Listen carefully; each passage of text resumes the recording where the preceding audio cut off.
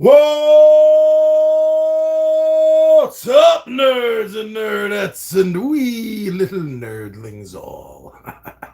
It's your buddy Big John at G for Two Gun Pixie presents Legendary Gaming. All right, so yeah, I should have done this, midday. Here in New York, midday, my midday, right? Like I usually do. But no, like Tommy V likes to say, the work fairy, or in this case, the real life fairy, just took a poop on my desk, and I gotta clean shit up. So I'm here now, though. I'm here now. I just got in with the dogs, rushed right in after walking the 20-sided mutts, and now it's time to start going through some comments. And this has been a busy month. I mean, really, since, what was it, last month when I started introducing the extra stuff like the poems? It's been 2 months already. Wow, yeah, things just keep getting, working up and getting busier and busier. In fact, that's one of the things that early this morning got me really busy. My personality type is I latch on to something, and I'm 100% or 0% kind of person. And I've been working for these last couple of months, almost. I think it's been about 6 weeks actually, on one of these poems for Giacomo. That's really been kicking my ass. It's the biggest one that I'm composing so far, and it's really been giving me a lot of trouble. And this morning I kind of had some ideas about how I want to work around it and advance the poem to where I want it to be. Because I did want it to be the next Giacomo after October, right? So for this Wednesday, that's what I wanted it to be. But it's not going to be. Maybe next week. They'll be ready to be up. And I'm so happy, I'm so proud. But that really took up a lot of my morning time, more time than I was expecting, and that put everything behind schedule. Once you start like 5 minutes late, let's just grab that number out of the ether. You're 5 minutes late, it doesn't mean by the end of the day you've been running 5 minutes behind the whole time. No, because it accumulates. That's what happened to me today, so I apologize about that. The weekend schedule got really in-depth also. Our Dungeons and Dragons game went almost 9 hours. They usually go about 6, but this one was closer to 9, and it was just so freaking epic. The guys are getting a chance to play evil characters. It's something I usually don't do. I haven't done it in a hell of a long time. And when I say that, I'm talking like probably more than 20 years since the last time I've let a party run evil characters. And I'm just doing this as a little bit of a palate cleaner for them. Since they had spent about a year playing good characters, I figured, well, let them go hog wild and just play evil characters and do what they want. And so this little 3-parter that we just did part 2 of, they're loving it. It's going great, which is one of the reasons why yesterday went longer. And they also didn't do a few things that I thought they would have been doing as bad guys, but they're not used to playing bad guys. So I'll give them a little wiggle room on that. But yeah, so the whole weekend was running late. So I didn't get a chance to do the live gaming that I had wanted to do. I'm glad that I had some stuff available. But yeah, the weekends have been getting tough a lot lately. And I can't always get to the live playthroughs that I'm looking forward to. Sometimes I just don't have time to happen. Life happens. The real life fairy takes a poop, right? Right on your desk sometimes. All right, let's get to some of this. Right here, some of these. So we'll just start from the most recent and work our way backwards because that's the way it's easily listed for me right here. So the most recent. So I had popped up that slideshow gaming of zombie survival, which does not look great. I really love this slideshow. It looks very good. So much so that our old buddy, the Shogun Steen, stopped by to check out that video and leave a comment. And he said, looks interesting, but just too many zombie games out there. Zombies, Vikings, too many games. I notice you don't say that there's too many fantasy games out there, Shogun Steen. You don't say there's too many sci-fi games out there or Marvel games. Wow, like 6-8 years ago, it was so hard to find superhero board games in comparison. At least what I mean is in comparison how many are available now. But yeah, notice you haven't said anything about that. But I agree with you. I'm not picking on you. I agree with you. There are a hell of a lot of zombie and Cthulhu games. But when you think about it, and I've bitched about this in the past myself, I have. I've kvetched. And if you think about it, it really is no different than there being shelves of fantasy games. This is like a shelf and a half crammed into one shelf here. Fantasy games, mythology games, it's all fantasy, right? Uh, Nobody has ever said, "Oh, another fantasy game." Peh. But they say that about zombie games and Cthulhu games. Oh, another Cthulhu game. Peh. It's just a matter of taste, I guess. Because, man, what is it? What is it that writing professors say? That there's 5 stories, some say 7 stories, and that's it. That's all the stories we have ever told come down to those 5 or 7, whatever that specific number is, very low, single-digit number. Isn't it the same way with everything? Like, there's only like 5 different dungeon crawling games, regardless of it being fantasy or sci-fi, Imperial Assault here or Descent. What's the difference? Well, I mean, when you get right down to it, one is sci-fi. Hey, John, one is Jedi's, the other one's different. What do you mean you don't know the difference? Really, what's the difference? Jedi and a wizard, what's the difference?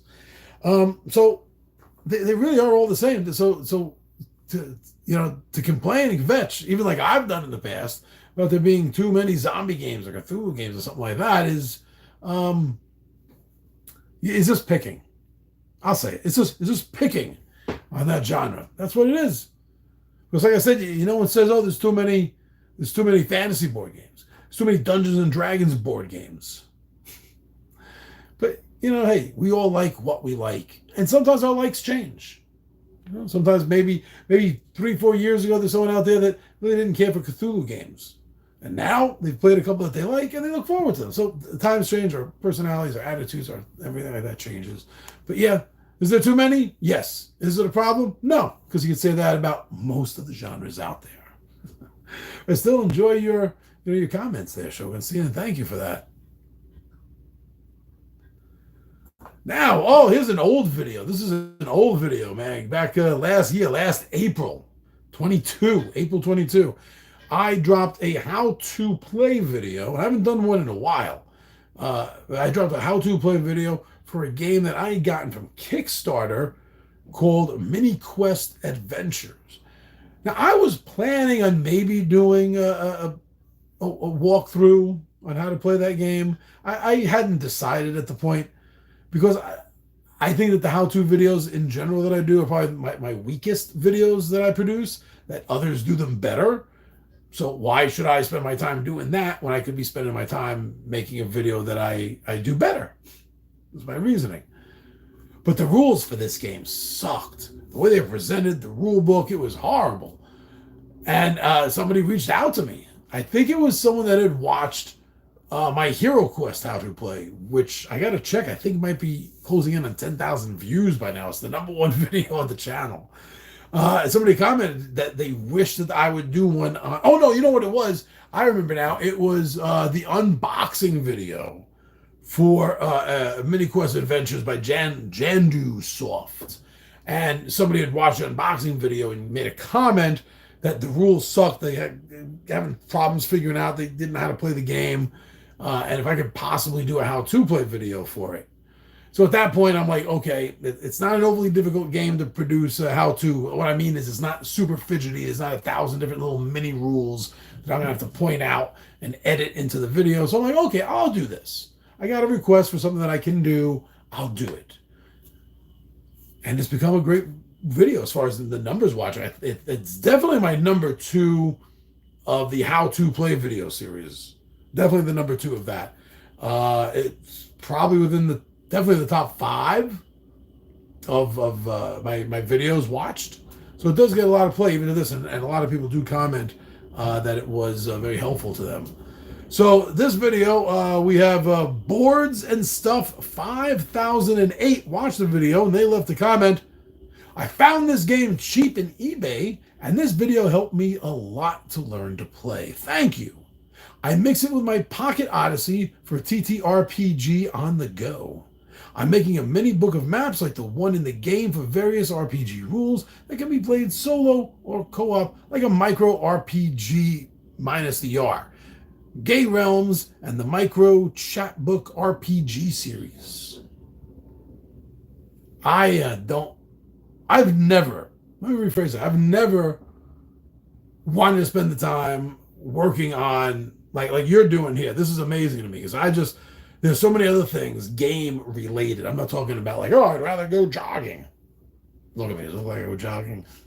No, but other game related things that always seem to take precedence in my life, other than you're making mini books of maps. That's great. You're working on rule systems, solo, co-op, specific realms, specific series. Honestly, I never wanted to do something like this, but the thought versus the thought of other gaming things has never really won out. So I'm glad the video helped you out. I'm very glad you saw that. And I really hope that that more individuals get a chance to be helped like you did through this video, because I don't know about any new version of the rules Jandosoft may have thrown up online. But yeah, anyone like you that just comes across the game somewhere and you get it and you have to deal with those rules in that box, now you need this video. So I'm very glad that it helped you, and I'm super glad to hear that you're doing all these cool things in the gaming stuff. So please, that is Boards and Stuff 5008. Please keep it up. Keep being so awesome. Thank you for taking the time to leave a comment after you watch the video. Time is very important. I appreciate the fact that you did that. Back to our buddy Shogunstein, dropping a message here, a comment from Midday Monologue on our horrified ancient aliens topic. I got a bunch of hits, and it kind of comes across as clickbait, and I don't really do clickbait. Over the 6 years or so, I think I've done one or two thumbnails that I would consider clickbait. It feels oily, greasy to me to do that. No, it's not really for me.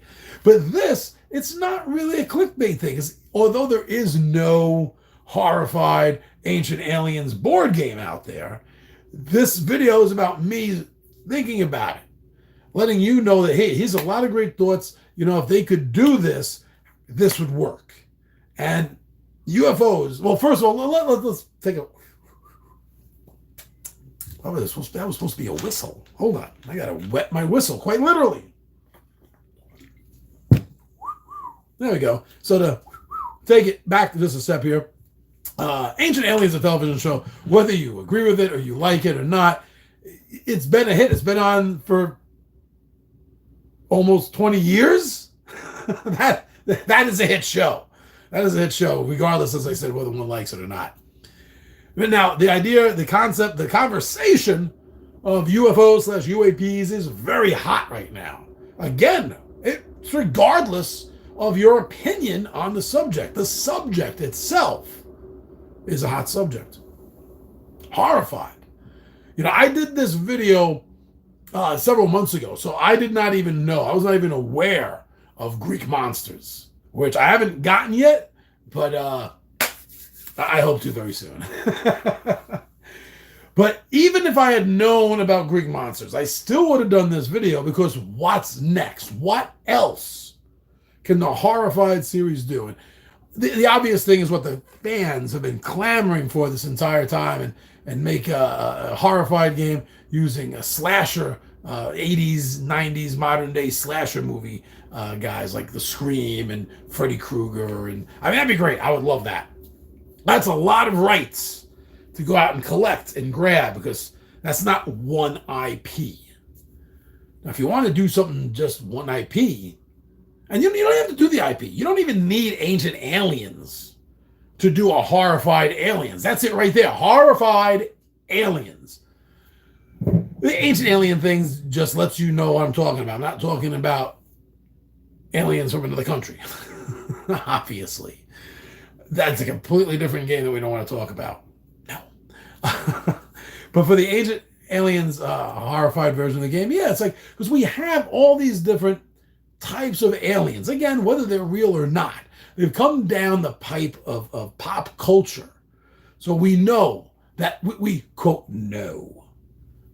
That there are grays, and there's mantis, and there's ant people, and there's reptilians, and there's tall whites, and there's Nordics. We know all this. Regardless of whether you believe it or not, this knowledge is in the public zeitgeist of pop culture and has been for decades.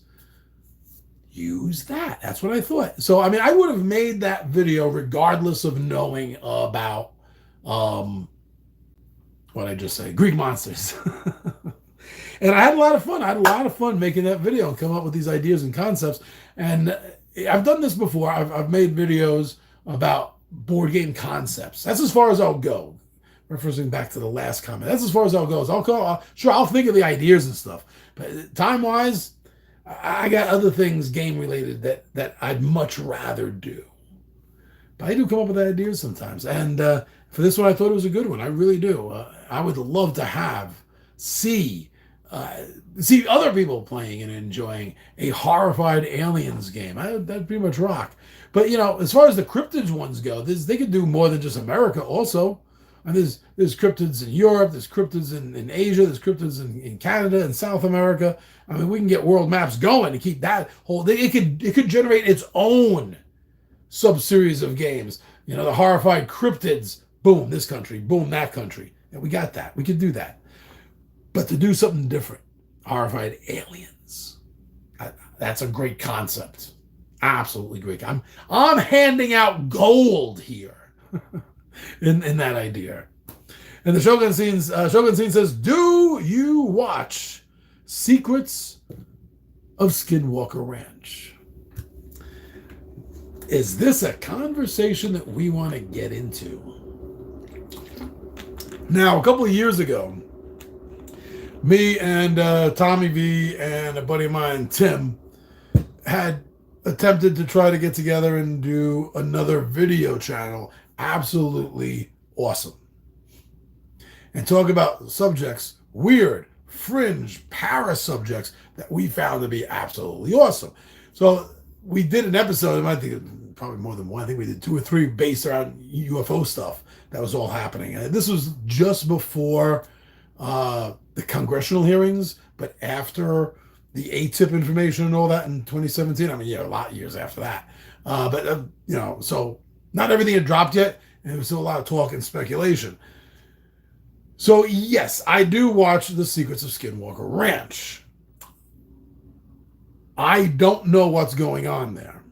I don't know what's going on at the Bradshaw Ranch. Things are happening.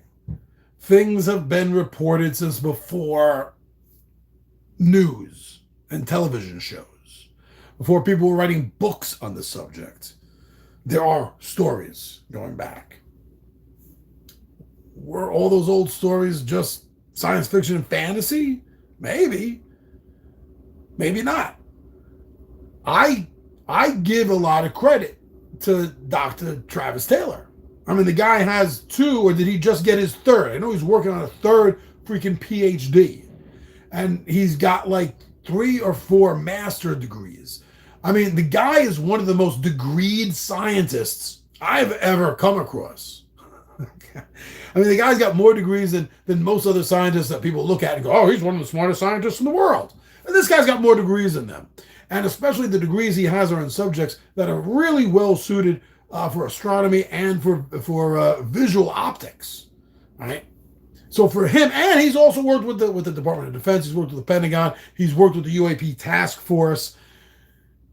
I give him credit. I give him credit because if you look at the way things have gone and are right now compared to the way they were, right? Like when I was a teenager, when I was in my 20s, I mean, really right in my 30s and 40s and even up to till 2017, I guess, the biggest argument someone could give me over UFOs, aliens, things like that, would be ultimately to say, John, the government says it's not real. Scientists say it's not real. NASA says it's not real.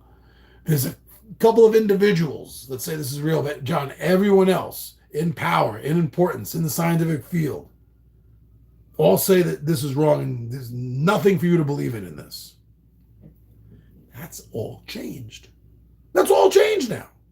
Now that argument has been stripped away. You cannot come up to somebody like me, who enjoys learning information about ufology and other fringe topics. You can't come up to us now and say, "Well, UFOs aren't real because the government says they're not real. Scientists say they're not real." NASA. You can't say that now.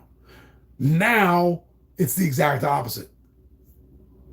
You know, if you look at the definition of the word conspiracy, a conspiracy is two or more individuals working to keep the truth a secret, right?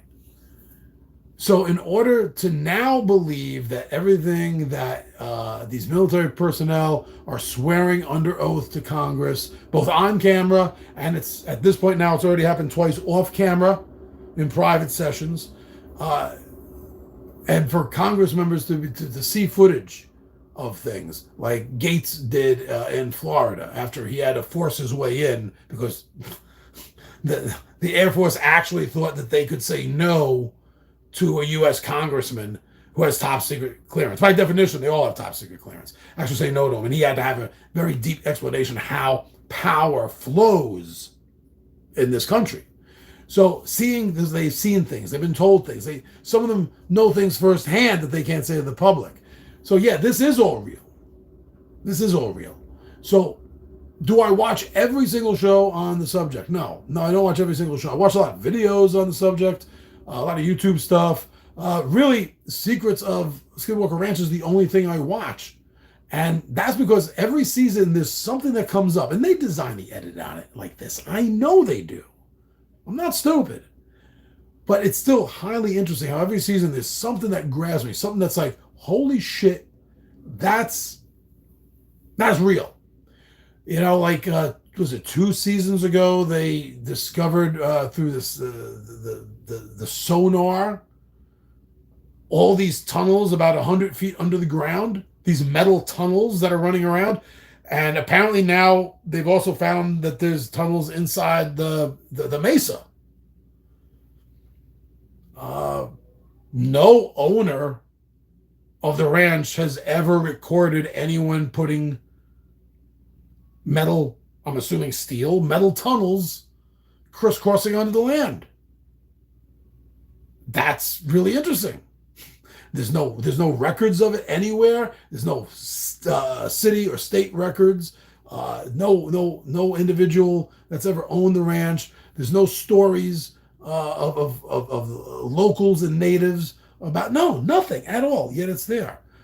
This last season, that blob in the sky that could only be picked up on that super fast speed camera, that was amazing. So all these things that keep catching me, and I'm like, shit. That's something. Until I find out it's nothing, that's something. So yeah, I do watch it. I have a lot of fun with it, trying to figure all this out. I have my own theories, not just on the ranch, but in the greater general thing that's going on. I hope that long-winded answer tells you enough about me, Shogunstein. I'll talk about this all night if I don't move on. Friday night, fellas, I did a run, fight, or die. And that was that Solo? That was the one with Ron. That was pretty good. Clean Sweep 38, always sweeping in after a live performance to let us know how we can improve running the rules of the game in the future. Clean Sweep 38 said at 4:42, not happy with the slur you made here. I remember reading this when you wrote it. My name happens to be Richard. I don't appreciate the comment of comparison. I knew someone who would think he was funny calling me Rich Cranium to get off the same joke. I am not a joke. You personally, no, you're not a joke. Not at all.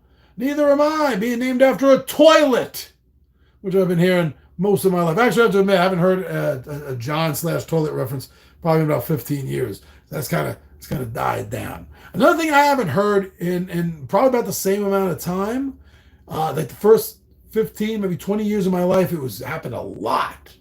And I couldn't stand it. is I would, I would meet someone new. I would introduce myself, someone that didn't know me, and they'd say whatever. Hi, I'm Fred, whatever the name is. That's not important to the story. And I'd say, hi, I'm John. And they go, oh, nice to know you, Jack. Yes, Jack has been used over the decades as a nickname for John. True. Jack is also its own name. True. But if someone named John does not introduce themselves as Jack, you damn well don't call them Jack.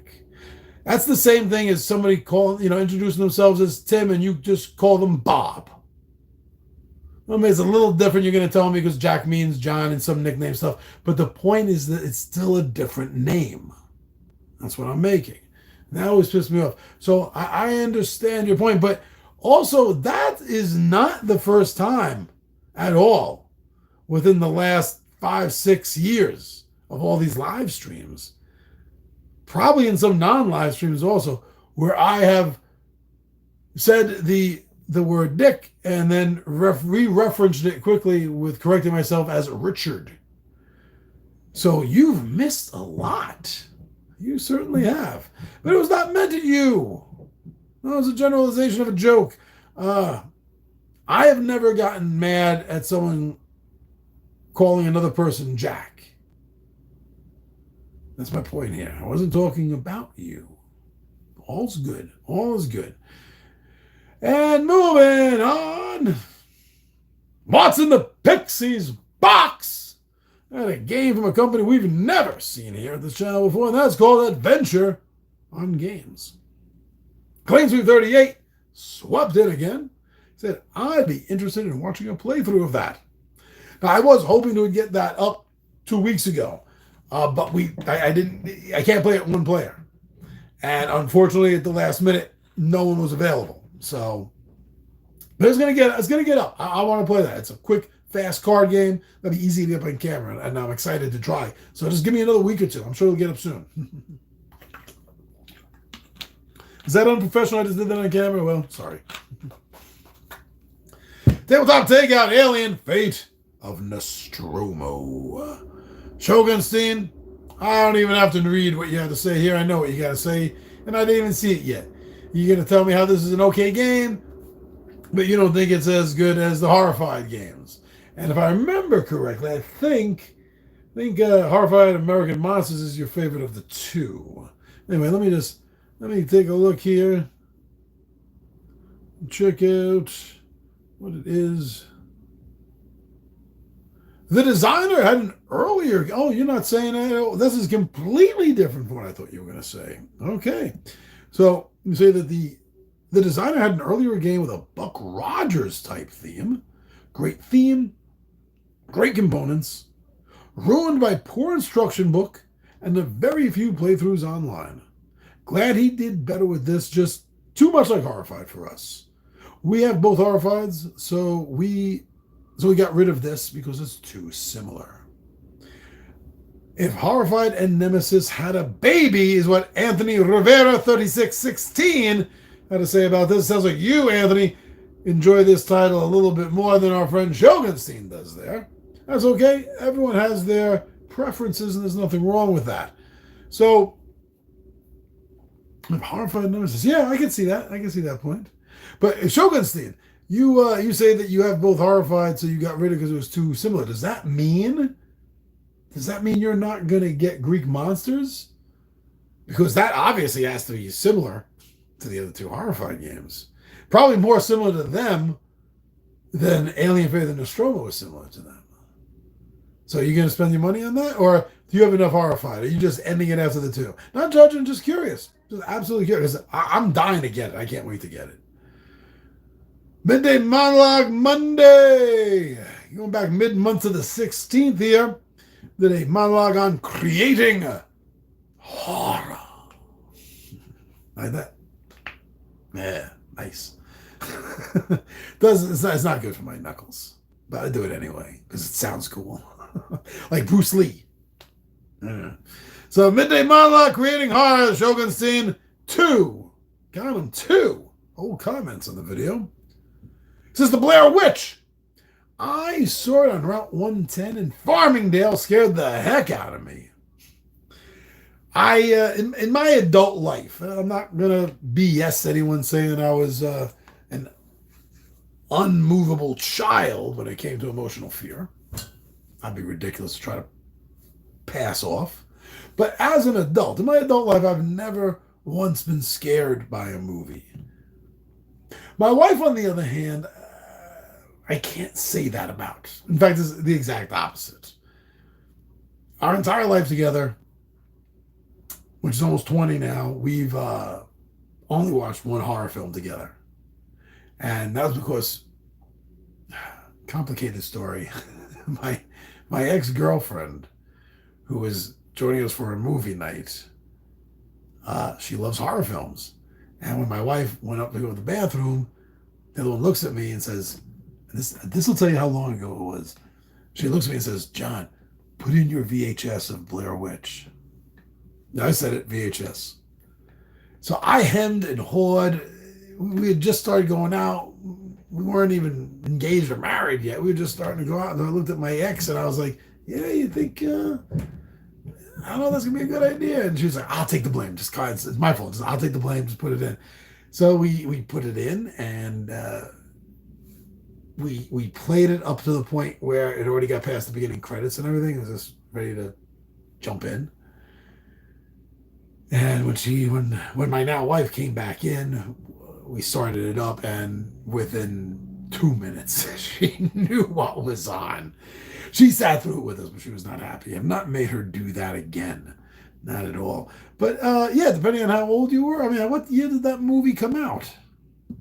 No, I'm not going to bother sitting here and figure that out. It's not like I'm judging you. Look, some people get afraid of some things. Some people get afraid of other things. It's no big deal. But yeah, to see it, on the big screen, that's also a little bit scary. I had an argument, not an argument. I don't know an argument. Why did I say that word? I had a discussion, a friendly, happy little discussion, once with a buddy of mine who's many years younger than me. And it was surprised to find out that when I saw Jaws as a kid, now I was 6 when I saw Jaws, and I shouldn't have seen it. My dad knew I shouldn't have seen it. But long story short, he gave in. Only child at the time. Tended to get what you want. So against his better judgment, he took me to see it, and I didn't even make it to the end of the movie. When Jaws was taking the orca apart and he knocked the lights out, that was it for me. I didn't see the ending for years. That movie scared the crap out of me. But yeah, you see it in the big screen like that, and the discussion I was having with this younger friend of mine is they first saw it when they were about 6 or 7 also, but they saw it at home on a TV screen with the lights on, and like food cooking and all the friendly smells of a happy home life. And it's a different experience than seeing it at the same young age in a completely dark movie theater, completely silent other than the movie playing, and still being so young that movies sitting there are so new to you, So they're watching a TV show, even at the same age, is not as a big concept, So a lot of his perspective, right? None of the other things Shogunstein had to say about the creating horror video I did was quite simply legendary. Thank you for that. A horror, even though I've never been scared, as I said, in my adult life. I don't experience horror like that anymore. To me, watching horror movies is all about seeing, how can I put it? Seeing the horror in the others, in the characters in the movie. That's what it's about to me more than anything else these days. And if it's a slasher film, come on. I want to see the creative ways that these teenagers get killed. That's half the reason why I went to any Friday the 13th movie when I was a kid, was just to see the new ways Jason's going to figure out to kill some kid. Oh yeah, Pixie playthrough I did of Desolate. Our buddy Anthony Rivera 3616 is back. Thanks for all the time you spend over here. Very cool, Anthony. Let's see. So for this, you said, talk about a roller coaster ride in space. It was a rough start, But what a way to pull off a win. Now, considering the fact that our buddy Clean Sweep did not make any comments about that, I'm guessing I may have... That didn't sound good on camera, I bet. I am betting that means I might have pulled off a real, actual win and not screwed up any of the rules. Fingers, toes, and tails crossed. What's in the Pixies box? Pearl Games. Shogun Cena had 2 words to say about this video, and they couldn't be truer. The expansion. So, Pearl Games, among other titles, publishes The Bloody Inn. I think that might be the only Pearl Games title I have here, actually. And for like 2 years, I was trying to get my hands on the Carnies expansion, and everywhere it was sold out. A few places I did find it. I guess they were individuals, not really places. They were asking for like $60, $80 for this. I'm like, this will be a good example. I'm like, it's about this big of a box. No. I know Shogunstein had found it. You mentioned Shogunstein at some point about a year ago that you got it at reasonable good price. So yeah, I haven't broken it open other than to do the unboxing for it. I was hoping to get the whole gang in to do another replay, another actual playthrough of it. Since it's been a while, like Ron hadn't even played it at all. I got him to do one sitting with me. I'm not sure if he enjoyed the game that much. At least he didn't as much as I did. But yeah, I was hoping to get everyone involved with a game or two and then introduce Carnies, because Carnies isn't just like one little expansion for it. From what I remembered during the unboxing, it's like 4 or 5 mini games, modules that you can just put in, one or all of them into a regular game of the Bloody Inn. So we didn't get a chance to do that. That'll happen this year, and maybe I'll film any of the videos beforehand and just load them up for next Halloween. Just leave them there for next Halloween. Maybe I'll do that. But yeah, the expansion finally got it, Shogunstein. Midday Monologue on Halloween games. Clean Sweep 38 says, I have zombie dice. Ghostal. You are a ghost in a hotel trying to scare off guests. That sounds like a pretty interesting title. He says he has Atmosphere. I remember. I think I actually had. If I didn't, I know it was a buddy of mine had the Atmosphere DVD game. Actually, I think we did. I think we had it was a VHS game. Actually, when we had it, yeah, videotape. That's what you said. You said, yeah. Atmosphere. You are racing against time, other players, and a dungeon master type person on a DVD or a videotape. Yeah, I think the guy had the black hoodie on. Right, well, not a hoodie. It was a robe with the black hood over. He was a real dick, wasn't he? Yeah, I remember him being a judgmental little dick, I think. What else? What other games you have? You're trying to collect you're trying to collect the key from 6 monsters, take them to the center of the board, face your greatest fear. That was the Atmosphere game, yep. Betrayal at House on the Hill, excellent. Which version is your favorite? You like the first edition, second edition, third edition. Do you prefer the Baldur's Gate over the original games? Or maybe you prefer the Scooby-Doo? Scooby-Doo was a fan-make version of Betrayal for years, until I guess Avalon Hill, whoever's publishing it now, I think it's still Avalon Hill. I guess they decided that there was so much fan promise for loving this concept that they went out and spent some scratch on the IP, because they made it happen. Going back to the Horrified conversation, that's the reason why I think there's just a little bit of hope over that. What else the fans call Terrified? The version of Horrified with all the slasher monster killers? All those guys, right? But that's, like I said before, that's all separate IPs. That's going to be a lot more difficult to get. So, but anyway, I'm sorry, Clean Sweep. You said Betrayal on House on the Hill, a cooperative game where you and your fellow adventurers explore a creepy old house by laying down room tiles. You're trying to avoid traps and encounters with the inhabitants of the manor while collecting helpful tools and artifacts.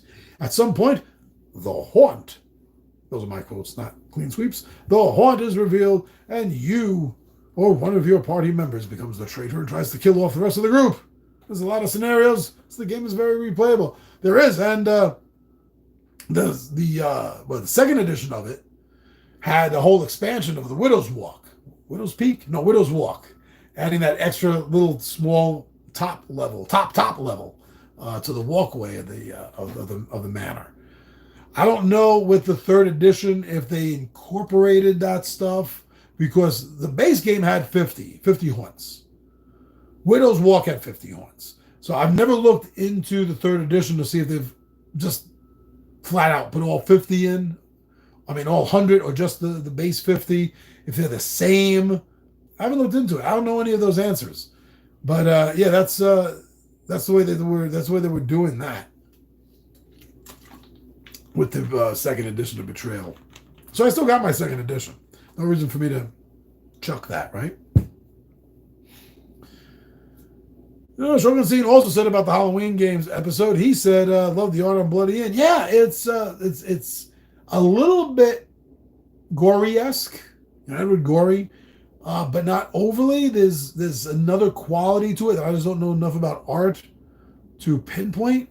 But it's like a marriage between the gothic gory-esque art style of Edward Gorey with, I don't know, but I know that there's something else in there I'm seeing. It's not all inspired by Gorey, the art style, but it's amazing. It's quite eye-catching, and I think thematically the artwork is perfect for the game. And Shogun Scene also said, "Love both versions of Horrified. Works at all player counts." Yes, you have a very good love of Horrified. It's been a month or two, probably two. Maybe I should get that to the table again. I should just hold out another month or two for Greek Monsters, right? And then just hit the table with that. That's what I should do. Pixie playthrough Lucidity Six-Sided Nightmares solo against the Lady of Primeval Fear. Shogun Scene says a great game with a solo mode that is unique from the regular mode. Yes, and that's something I bring up when I talk about this game quite often. And I do with the few times that we do see this happening in other board games. When you have a game where you have the option of playing solo, although it's not a solo game, but it gives you the option of playing solo, but those solo rules are different than the base multiplayer game. I like that because it makes it feel like it's a new, different game. Doesn't it? Because the rule systems are different, so the mechanics of the game and what you're doing is different. So yeah, technically, it's almost like its own expansion. Yeah, I like that. I'm glad you do too. Oh, clean sweep. I made a lot of mistakes in Bloody End, didn't I? Speaking of Bloody End, there's the two players. That was me. This is what I'm talking about, me and Ron. Started the game a little bit too late. I think me and Ron were a few too many in by the time we started. So, yeah, a lot of mistakes. Yeah, I see. You counted so far 1, 2, 3, 4, 5, 6, 7. 7 mistakes. But the good thing is, 6 mistakes. I'm sorry, only 6. One of them is just a comment without being a mistake. Which says, didn't know this game is kind of sort of a drinking game. Yes, because libations, it was, well, we were a few. We were a few in, as I said.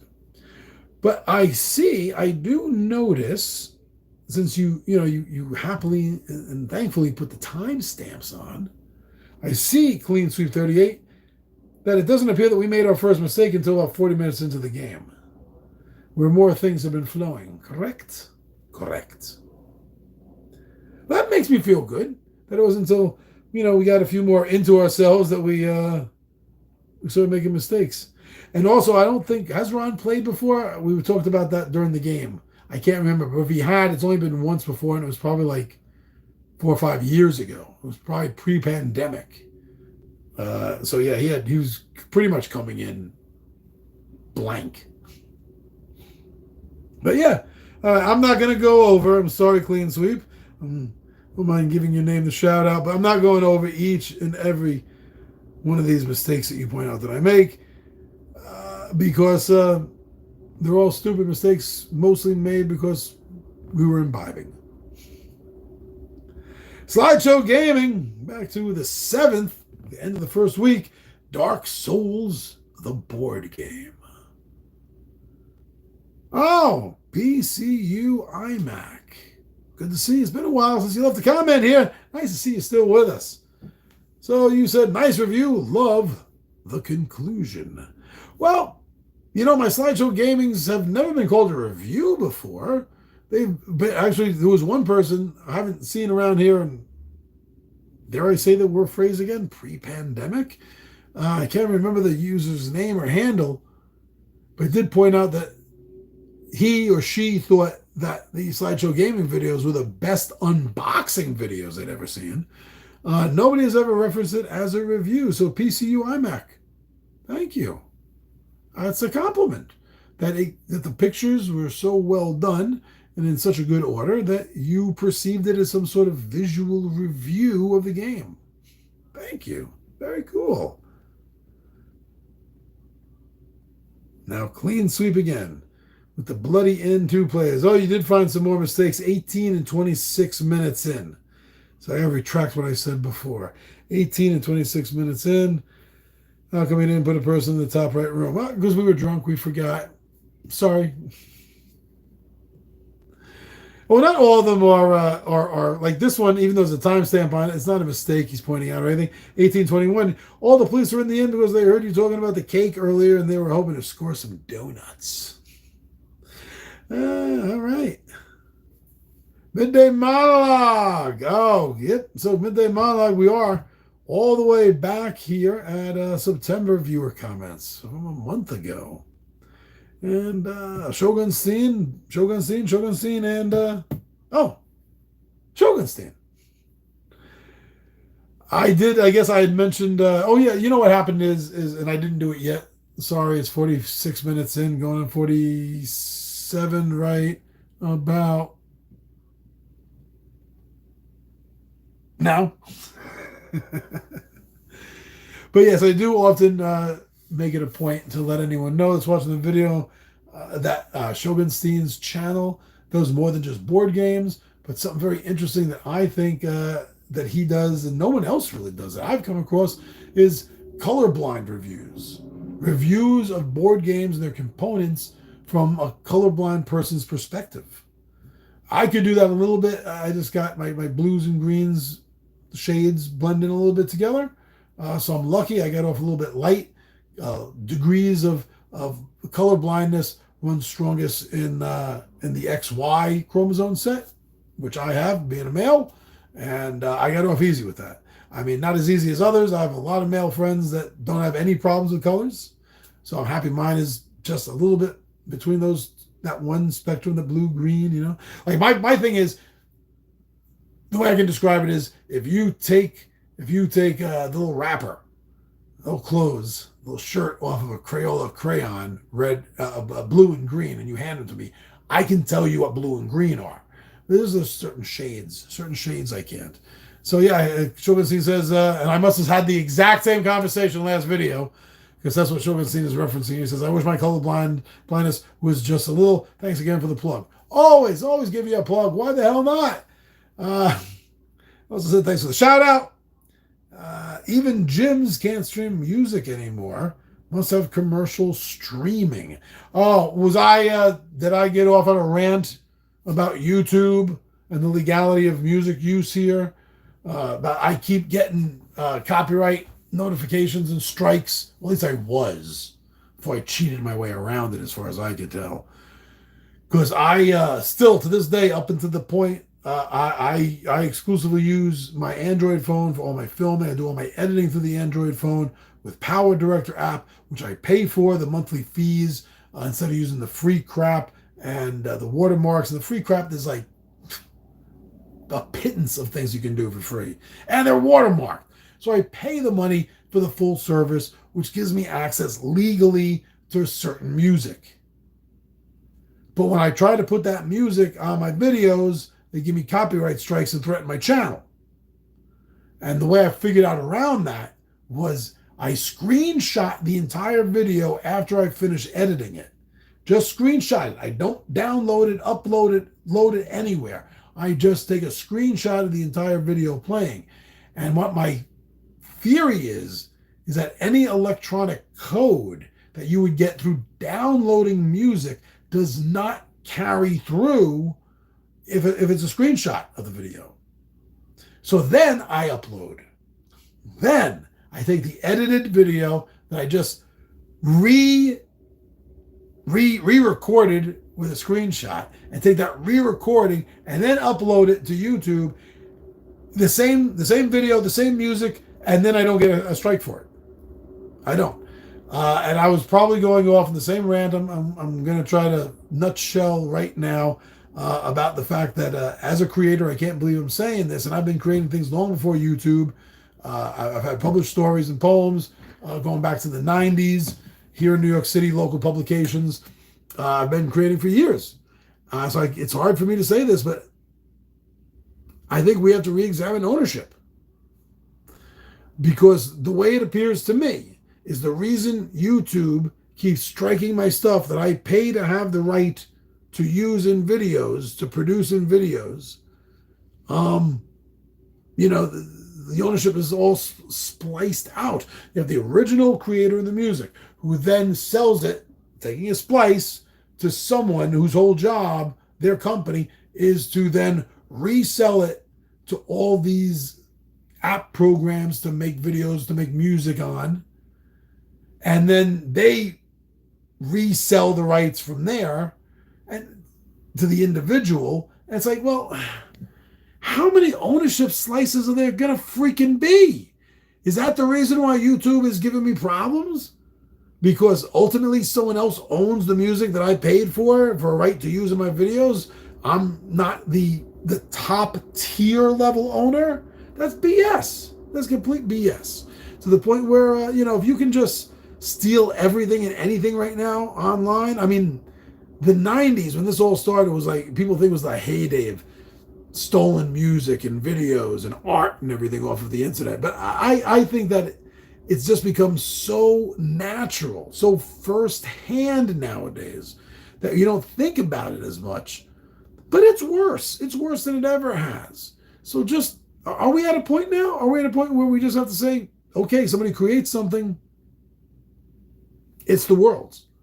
No one person or company is going to own it because we have too many ways of splicing and resplicing ownership and usage out to the point where we're strangling ourselves. We're splicing hairs, literally, to get as many resells and reuses as we can out of it.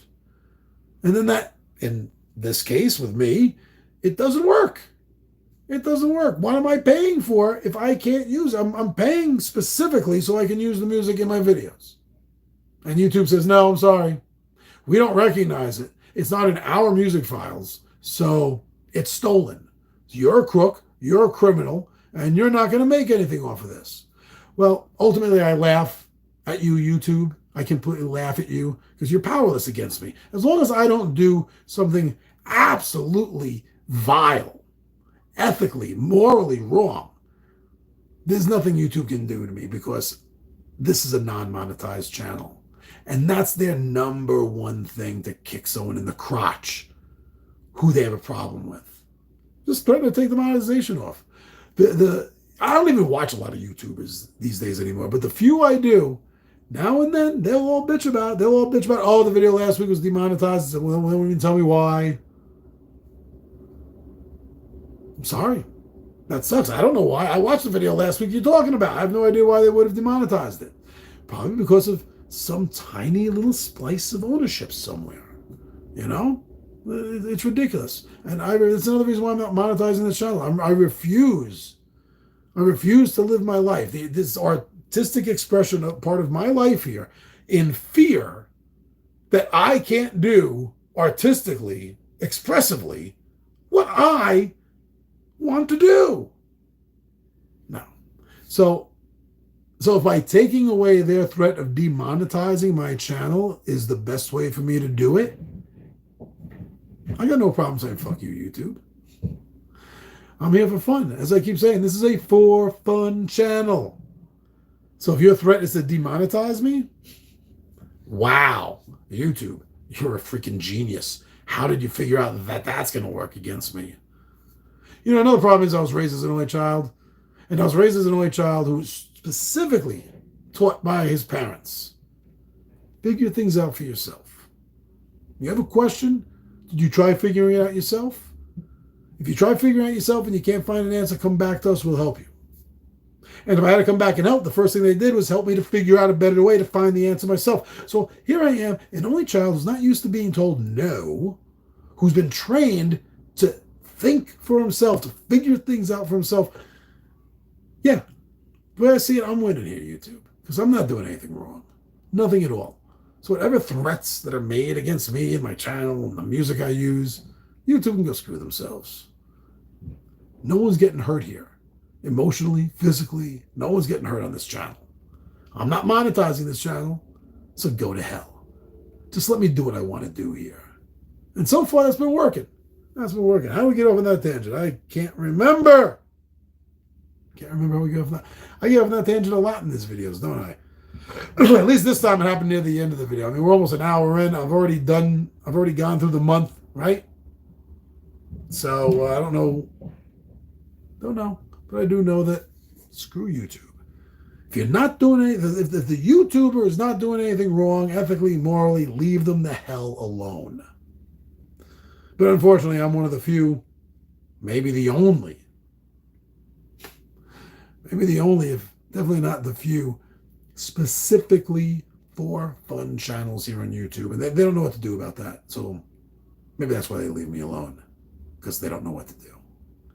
They can't fathom. The algorithm can't fathom the fact that somebody would want to do this for fun. Well, my age category, I very well remember public access TV. And that's really all this is. This is just an international public access TV where somebody figured out how to make money off of it. I still just treat this like public access TV because that's fun. I don't have to worry. Oh, are they going to demonetize me? Are they going to turn off my channel? If I say the wrong thing, do the wrong thing, if I support the wrong person? If I say the wrong thing, if I say the right thing, but it's misinterpreted, oh my God, what do I do? How do I set my channel? I'll go broke.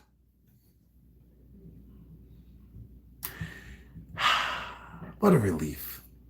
That stress does not exist here at 2GP. All right, well, I'm glad I did get a chance to get this video up, even though my day was filled with crapola. But now, you know what? I think it's time to just relax at the end of the night. Gonna get a little ice cream for dessert, sit down, and probably watch an episode of Fringe. All right. Thank you for joining us. This is always fun. I enjoy everything that happens. And no, there was no comments, huh? No comments. Oh, well, that's fair enough. This is an odd time. I usually don't do my midday monologue Mondays at 9 p.m. Eastern Standard Time. That's not by definition midday for me. All right, everyone. Have fun. Enjoy your week. I'm your buddy Big John at G for Two Gun Pixie presents Legendary Gaming, and I am breaking my voice. Out of here.